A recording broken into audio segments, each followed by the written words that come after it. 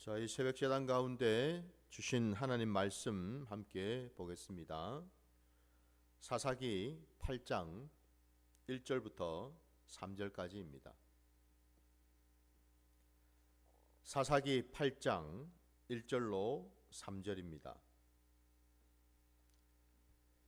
에브라임 사람들이 기드온에게 이르되 내가 미디안과 싸우러 갈 때에 우리를 부르지 아니하였으니 우리를 이같이 대접함은 어찌 됨이냐 하고 그와 크게 다투는지라. 기드온이 그들에게 이르되 내가 이제 행한 일이 너희가 한 것에 비교되겠느냐. 에브라임의 끝물 포도가 아베셀의 만물 포도보다 낫지 아니하냐. 하나님이 미디안의 방백 오렙과 스엡을 너희 손에 넘겨주셨으니 내가 한 일이 어찌 능히 너희가 한 것에 비교되겠느냐 하니라. 기드온이 이 말을 하매 그때 그들의 노여움이 풀리니라. 아멘. 자, 오늘 우리에게 주신 말씀을 가지고 여호와 하나님의 계획이라는 제목으로 말씀을 나누고자 합니다. 오늘 우리가 읽은 이 본문 말씀은 사실은 그 본문 앞에 그 7장 그 후반에 나오는 그 말씀과 사실 다 이어져 있거든요. 오늘 우리가 읽은 이 본문에 보면은 지금 이 미디안과의 전쟁을 치르고 있는 중에 일어난 일인데 이 에브라임 지파가 등장을 합니다. 그래서 이 에브라임 지파가 이 하나님께서 사사로 세우신 그 기드온에게 대적을 하는 모습을 보여주고 있어요. 크게 다투었다라고 오늘 말씀을 하고 있는데 다투게 된 이유가 오늘 본문에서도 보신 것처럼 전쟁을 시작할 때에 에브라임 지파에게도 도움을 요청해서 에브라임이 앞장서서 그 전쟁에 나가서 승리할 수 있도록 기회를 줘야 되는데 자기들을 부르지 않았다라는 거예요. 그러니까 한마디로 왜 우리를 무시하고 너희들 마음대로 전쟁에 나가서 그 전쟁의 이 승리를 우리도 가져야 되는데 너희들만 차지하려 하느냐. 일종의 농공행상과 관련된 그런 어떤 싸움이라고 볼 수가 있죠. 이렇게 되게 된 계기가 그 과정이 아까 제가 서두에서 말씀드린 것처럼 오늘 읽은 이 본문 앞에 7장 그 후반에 나온다고 말씀드렸는데 그 부분을 또 한번 잠시 보고 얘기를 이어가겠는데요. 어디로 보시냐면은 그 사사기 7장 23절부터 25절 말씀을 한번 또 보겠습니다. 이스라엘 사람들은 납달리와 아셀과 온 므낫세에서부터 부름을 받고 미디안을 추격하였더라. 기드온이 사자들을 보내어 에브라임 온 산지로 두루 다니게 하여 이르기를 내려와서 미디안을 치고 그들을 앞질러 벳바라와 요단강에 이르는 수로를 점령하라 하며 이에 에브라임 사람들이 다 모여 벳바라와 요단강에 이르는 수로를 점령하고 또 미디안의 두 방백 오렙과 스엡을 사로잡아 오렙은 오렙 바위에서 죽이고 스엡은 스엡 포도주 틀에서 죽이고 미디안을 추격하였고 오렙과 스엡의 머리를 요단강 건너편에서 기드온에게 가져왔더라 라고 말씀합니다. 이제 이해가 조금 되시나요, 여러분? 왜 오늘 본문에서 에브라임 지파의 사람들이 이렇게 길길이 날뛰면서 화를 내고 이 기드온과 다투려고 했는지를. 그러니까 처음부터 자기들에게 찾아와서 도움을 요청하고 대접을 해주고 인정을 해주어서 왜요? 에브라임 지파가 북쪽 지역에서는 가장 강성하고 큰 지파니까 힘이 있고 능력이 있고 그리고 가장 강성한 지파에게 도움을 요청해서 전쟁을 치러야 되는데 자기들을 쏙 빼버리고 무시했다라는 거예요, 한마디로. 우리가 아는 대로 여러분, 이 기드온이 어느 지파 소속입니까, 여러분? 그는 므낫세죠. 우리가 읽은 본문 앞으로 가 보시면은 사사기 여러분 6장 15절을 보시면은 거기에 나오잖아요. 그러나 기드온이 그에게 대답하되 오 주여 내가 무엇으로 이스라엘을 구원하리이까? 보소서 나의 집은 므낫세 중에 극히 약하고 나는 내 아버지 집에서 가장 작은 자니이다 하니. 므낫세 지파에 속한 이 기드온입니다. 그죠? 원래 우리가 아는 대로 여러분, 므낫세와 에브라임은 한 형제잖아요. 쭉 그걸 이제 거슬러 올라가 보면, 그죠? 둘 다 요셉의 아들들 아닙니까? 그죠? 두 아들이에요. 근데 우리가 아는 대로 원래는 므낫세가 장자이고 에브라임이 차자잖아요. 둘째 아들인데 여호와 하나님의 계획과 뜻 가운데는 놀랍게도 장자보다도 차자인 에브라임이 더 강성하고 더 힘을 가질 것이다 라고 얘기를 하고 있죠. 그 말씀도 우리 한번 찾아볼까요? 창세기 여러분 48장으로 한번 가보시기 바랍니다.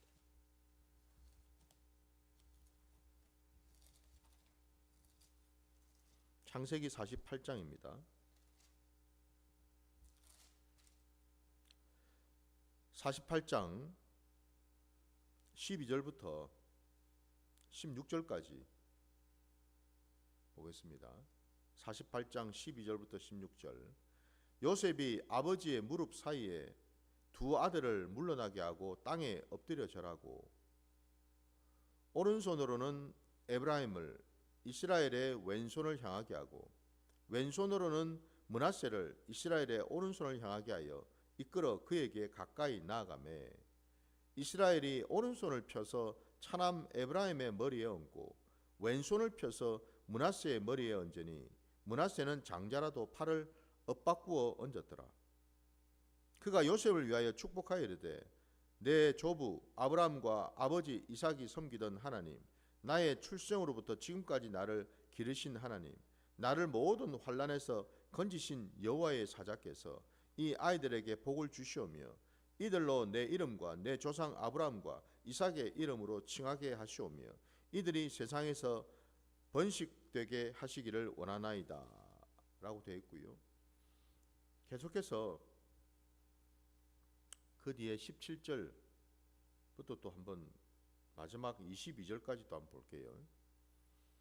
요셉이 그 아버지가 오른손을 에브라임의 머리에 얹은 것을 보고 기뻐하지 아니하여 아버지의 손을 들어 에브라임의 머리에서 므낫세의 머리로 옮기고자 하여 그의 아버지에게 이르되 아버지여 그리 마옵소서 이는 장자이니 오른손을 그의 머리에 얹으소서 하였으나 그의 아버지가 허락하지 아니하며 이르되 나도 안다 내 아들아 나도 안다 그도 한 족속이 되며 그도 크게 되려니와 그의 아우가 그보다 큰 자가 되고 그의 자손이 여러 민족을 이루리라 하고 그날에 그들에게 축복하여 이르되 이스라엘이 너로 말미암아 축복하기를 하나님이 내게 에브라임 같고 므낫세 같게 하시리라 하며 에브라임을 므낫세보다 앞세웠더라. 우리가 이미 다 알고 보았던 말씀인데 다시 한번 보았습니다. 보신 것처럼 오래전 그들의 이스라엘의 조상 중에 한 사람인 야곱 이스라엘이 이 요셉의 두 아들을 축복을 할 때에 원래는 원칙으로는 그죠? 장자에게 오른손을 얹고 차자에게 왼손을 얹어서 축복을 해줘야 되는데 손을 어긋나게 함으로써 오히려 차자인 에브라임에게 오른손을 얹어서 더 많은 축복을 해주는 것을 보지요. 이것을 우리가 보면서 이게 단순히 사람의 일이 아니다라는 것을 우리가 알 수가 있죠.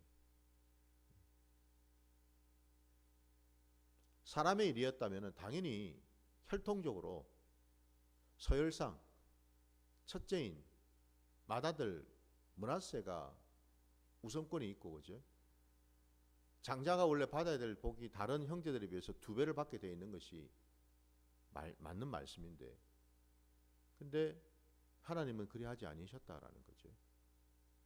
에브라임에게 오른손을 얹어주심으로 차자인 에브라임이 더 크고 더 강성한 지파가 될 거라는 것을 미리 예언을 하셨다라는 거죠.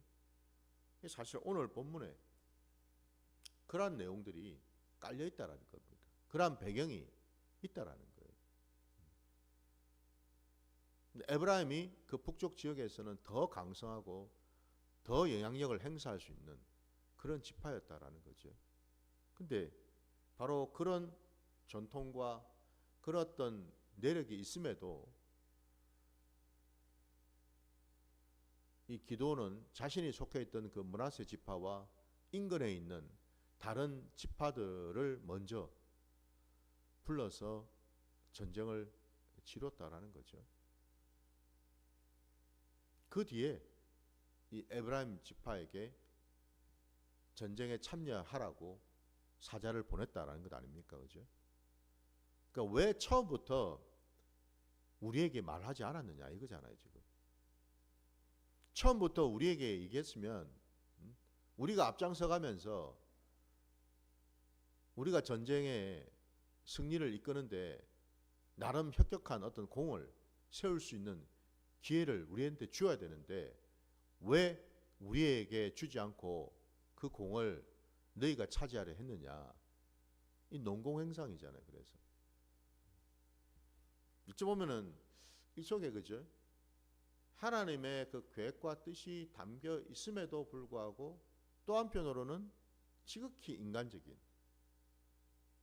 싸움이, 다툼이 지금 일어나고 있다 이 말이죠. 그죠?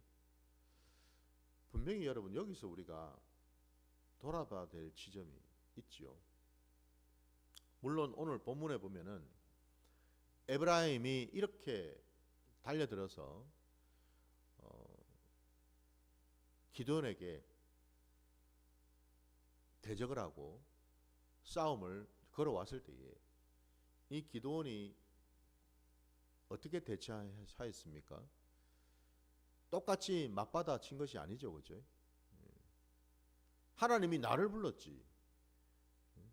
나를 먼저 세우셨는데 그러면 당연히 너희가 내 말에 순종하고 내 밑에 들어와야 되는 것이 맞는 거 아니냐 라고도 할 수 있겠죠. 그죠? 근데 기도는 그리하지 아니하고 지혜롭게 그 상대편인 에브라임 지파를 최대한 인정하고 존중해주는 그런 모습을 보이죠. 왜? 전쟁 중이니까. 아직 전쟁이 끝난 게 아닌데 내부적으로 분란이 생겨서 자중질환해봐야 누구 좋으라고. 하나님께서 그래도 기드온의 마음을 만져주셔서 그가 놀랍게도 말씀을 보면은 좀 지나칠 정도로 납작 엎드리는 것을 우리가 볼 수 있습니다. 그죠? 아까 우리가 읽었던 본문을 다시 보시면 2절을 한번 보십시오. 기드온이 그들에게 이르되 내가 이제 행한 일이 너희가 한 것에 비교가 되겠느냐. 에브라임의 끝물 포도가 아베셀의 만물 포도보다 낫지 아니하냐. 이렇게까지 자기를 납작 엎드리고 낮추지 않습니까? 그죠? 그러니 상대방이 아무리 싸우려고 달려들어도 맞은편에서 맞장구를 치지 않으니까 싸울 수가 없잖아요. 한쪽이 그냥 쏘그러니까 더 이상 다툼이 생길 수가 없죠. 그죠? 그래서 오늘 본문에도 기드온의 그 모습을, 그 말을 듣고서 에브라임 지파 사람들이 한순간에 그들의 마음이 풀어져서 돌아갔다고 되어 있어요. 노여움이 풀어졌다고 되어 있습니다.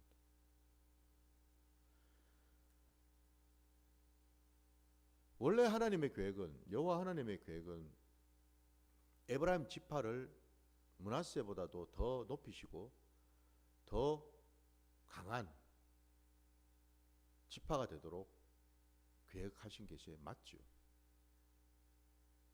우리가 아는 대로 그 이후에 사사시대를 지나서 통일왕국 시대로 이어지고, 그리고는 또 남북으로 갈라지지 않습니까? 그 남유다와 북이스라엘로 이렇게 나눠졌을 그때에도 북이스라엘 그 땅에서 가장 힘있고 강성했던 지파도 바로 에브라임 지파잖아요. 그 중심을 차지했던 지파가 바로 에브라임이지 않습니까? 그것처럼 원래 이 에브라임 지파는 그 북쪽 지역에서 다른 여러 지파들을 아우를 만큼 가장 힘있고 강성한 지파가 맞다라는 거예요. 그게 하나님의 계획이고 하나님의 뜻이 맞아요. 근데 그럼에도 불구하고 이 에브라임 지파가 전쟁 중에 기드온에게 찾아와서 이렇게까지 자신의 행적과 또 자신의 어떤 그런 위치를 이렇게 주장을 하고, 지금 어떻게 보면 이 기드온이 지금 지도자지 않습니까? 어쨌든 지금 전쟁을 하나님께서 에브라임 지파 가운데 사람을 지도자로 세우신 게 아니고, 어쨌든 하나님은 이 므낫세 지파에 속해 있는 기드온을 지금 세우신 것 아닙니까? 그죠? 그러면 에브라임 지파 입장에서는 어떻게 해야 될까?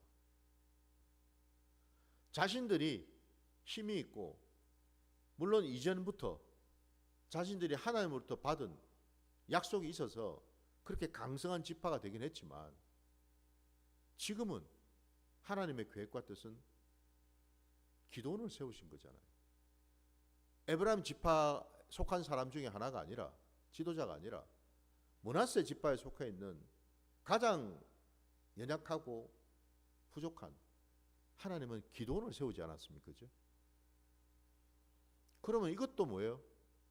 하나님의 계획이고 하나님의 뜻이잖아요. 그죠? 그러면 당연히 에브라임 지파 입장에서는 그 하나님의 계획과 뜻에 순종하는 것이 맞죠. 근데 그들은 오직 인간적인 생각, 인간적인 어떤 그런 감정, 자신들을 인정해 주지 않고 대접해 주지 않는다라는 지극히 인간적인 어떤 그런 모습에 사로잡혀 있었다라는 것. 만약 애시당초에 하나님께서 하나님의 그 구원의 뜻이 이 므낫세 지파인 기드온을 통해서가 아니라 에브라임 지파에 있는 한 사람을 통해서 할 거라면은 이미 그리 하셨겠죠. 근데 그리 하지 않으셨잖아요. 그죠? 그건 무엇 때문일까요? 사실은 에브라임 지파가 이 상황 속에서 그들이 깨달아야 될 것이 뭘까요? 왜 하나님께서 이 북쪽 지역에서 우리도 알고 하나님도 아시는 것처럼 이 에브라임 지파인 우리 지파가 가장 힘이 센데, 가장 영향력이 있는데 우리를 통해서 구원의 역사를 이루지 아니하시고 왜 저 힘없는 므낫세 지파 사람을 통해서 했을까를 생각해 봐야죠. 그죠? 그걸 점검해 봐야죠. 그걸 돌아봐야죠. 그리고 그것이 정말 하나님의 계획과 뜻 가운데 있다면은 에브라임 지파는 당연히 뭐예요? 기드온 밑으로 들어와서 함께 전쟁에 참여하는 그런 시간을 갖는 게 맞잖아요. 그죠? 근데 오늘 우리가 읽은 본문처럼 그들은 자신들이 가지고 있는 힘과 그 영향력을 그대로 주장하고 강조하면서 오히려 기드온에게 대적하는 그런 모습을 보였다라는 것. 이건 하나님의 뜻도 하나님의 계획도 아닌 오히려 그것에 방해하고 대적하는 그런 모습을 보이고 있다라는 거죠. 여호와 하나님의 계획이 뭘까요? 우리 신앙에서, 우리 구원의 자리에서 항상 여러분 우리가 기억해야 될 것은요, 쌍방향이라는 겁니다. 하나님의 구원은 무슨 말이냐? 하나님은 나만 구원하기를 원하시는 것이 아니라 내 앞에 있는 그 상대방도 구원하기를 원하시는 분이시다라는 사실이죠. 나만 끼고 돌고 나만 사랑하시는 하나님이 아니라 내 맞은편에 있는 저자도, 비록 그가 내가 보기에도, 사람들이 보기에도 참 보잘것없고 부족하고 연약하다 할지라도 그도 하나님의 뜻과 계획 가운데 있는, 하나님의 사랑 안에 있는, 구원받아야 될 그런 자다라는 사실을 잊어서는 안 된다라는 거죠. 항상 여러분, 신앙은 관계 속에 있고 쌍방향이라는 사실. 곧 뭐죠? 하나님은 기드온도 쳐다보실 뿐만 아니라 이 에브라임 지파도 동일한 상황 속에서 바라보고 계시다라는 거죠. 하나님은 다윗만 쳐다보는 것이 아니더라는 거예요, 여러분. 하나님은 사울도 쳐다보셔요. 뭐 때문에요? 하나님이 여러분 사울에게 기회를 안 주셨을까요? 그냥 완전히 그냥 버리셨나요? 그랬더라면 그 긴 세월을 여러분 다윗이 그렇게 사울한테 쫓겨다니면서 목숨을 부지하기 위해서 온갖 일을 할 이유가 있었을까요? 정말 하나님께서 다윗을 세우실 요량이었다면 사울은 바로 그냥 끝장낼 수도 있었잖아요. 근데 왜 그렇게 긴 시간을, 다윗이 도망을 다니는 시간을 갖도록, 사울이 그렇게 다윗을 쫓아다니면서 죽이는 시간을 갖도록 하셨겠냐 이 말입니다. 그 이유는 쌍방간에 있죠. 하나님은 다윗을 연단하시고 훈련하시기 원하셨다라는 거죠. 그냥 기름 부었다고 바로 왕으로 세우지 아니하시고 하나님이 세우실 왕으로 삼기 위해서, 하나님의 마음에 합한 왕으로 만드시기 위해서 하나님은 꽤나 긴 시간 다윗을 연단하시고 훈련하셨다는 사실이죠. 저 밑바닥까지, 저 아둘람 굴까지, 그리고 심지어는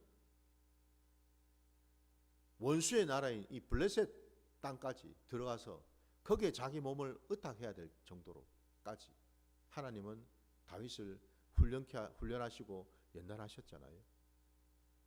그렇다면 그 시간 동안 사울은,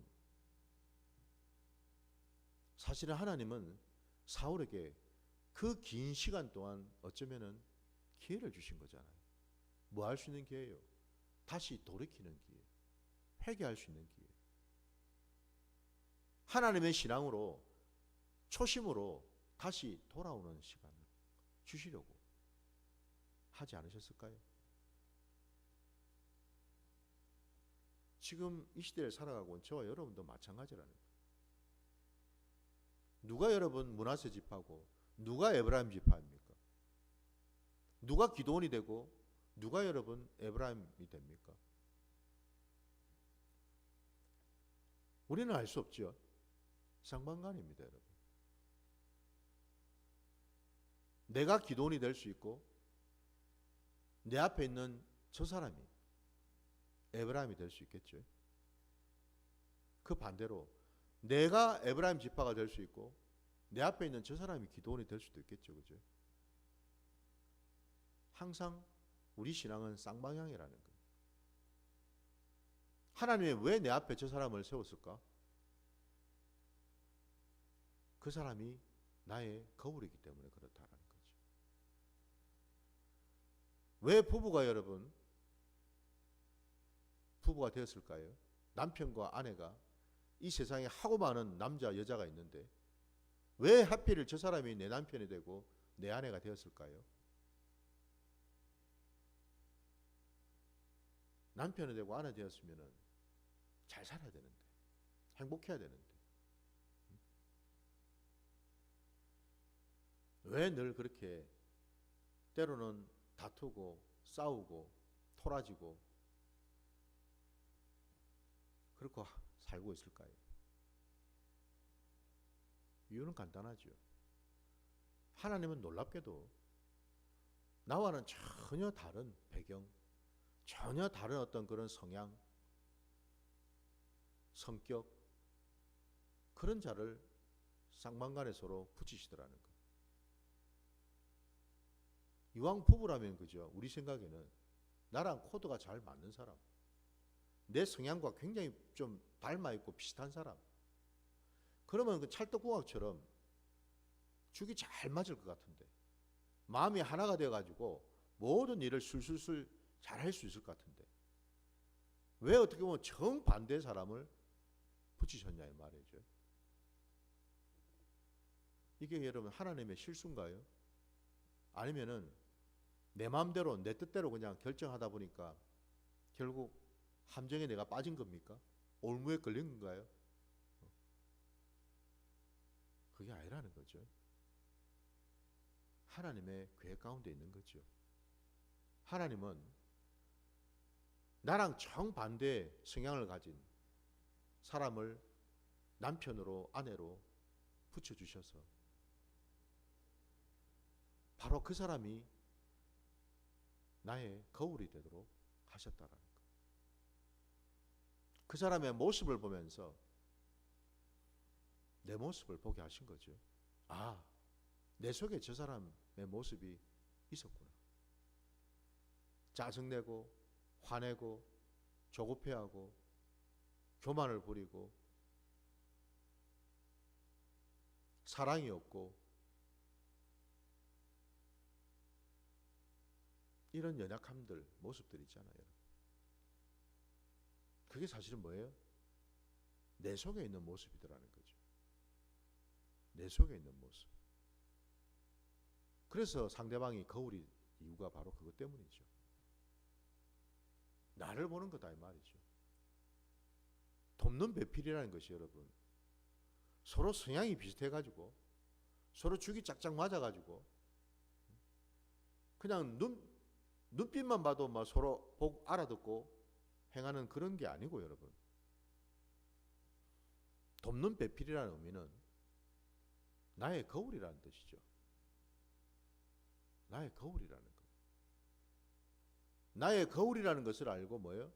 내가 날마다 주님 안에서 나를 다듬는 거죠. 깨트리는 거죠. 깨트려서 마침내 뭐예요? 하나가 되는 거죠. 그게 여호와 하나님의 계획이라는 거죠. 오늘 본문에 에브라임도 기드온도 서로에게 거울이거든요. 그러면 돌아봐야 되거든요. 왜 하나님께서, 에브라임 입장에서는 왜 하나님께서 우리 지파 사람을 통해서 구원을 이루어가지 아니하시고 저 힘없는 므낫세 지파, 늘 우리가 마음으로 무시하고 인정하지 않았던, 하필이면 저런 힘없는 므낫세 지파 사람을 통해서 하나님의 뜻을 이루어 가셨을까? 돌아봐야죠.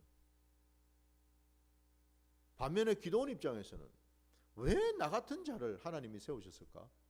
내가 보기에, 내 스스로 내가 보기에도 나는 참으로 연약하기 짝이 없는 자인데, 아니 이왕 하나님의 구원의 뜻을 이루시려면 저 에브라임 지파처럼 좀 힘도 있고 능력도 있고 세력도 있고 이런 자들을 중에 한 사람을 세워가지고 일하시면 훨씬 잘하실 것 같은데 왜 나 같은 자를 세우셨을까? 돌아봐야죠. 그죠? 이게 우리 신앙이 되어야 될 줄 믿습니다. 그게 하나님의 뜻이라는 거죠. 그래서 항상 우리 신앙은 나 중심이 되어서는 안 된다라는 거예요. 당연히 하나님 중심이 되어야 될 것이고, 또한 항상 상대방을 염두에 두는, 돌아보는, 비추어 보는 그런 신앙이 되어야 될 줄 믿습니다. 그리할 때 저도 여러분도 하나님이 기뻐하시고 하나님이 원하시는 그 자리, 그 모습이 되어가는 줄 믿습니다. 오늘 말씀을 통해서 저도 여러분도 오늘 이 하루가 그 말씀을 온전히 우리가 먹고 취해서 그 말씀 순종하며 나아갈 수 있기를 주의 이름으로 축원합니다. 자, 오늘 주님 가르치신 기도로 예배를 마치겠습니다. 하늘에 계신 우리 아버지여, 이름이 거룩히 여김을 받으시오며 나라가 임하시오며 뜻이 하늘에서 이루어진 것 같이 땅에서도 이루어지이다. 오늘 우리에게 일용할 양식을 주시옵고 우리가 우리에게 죄 지은 자를 사하여 준 것 같이 우리 죄를 사하여 주시옵고 우리를 시험에 들게 하지 마시옵고 다만 악에서 구하시옵소서. 나라와 권세와 영광이 아버지께 영원히 있사옵나이다. 아멘.